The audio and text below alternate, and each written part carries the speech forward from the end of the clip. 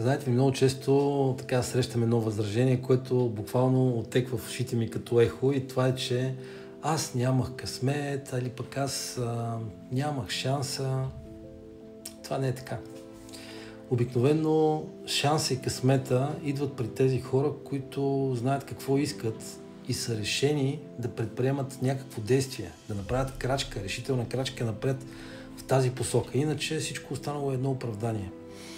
И когато човек направи тази крачка, тогава нещата някак си започват да се случват.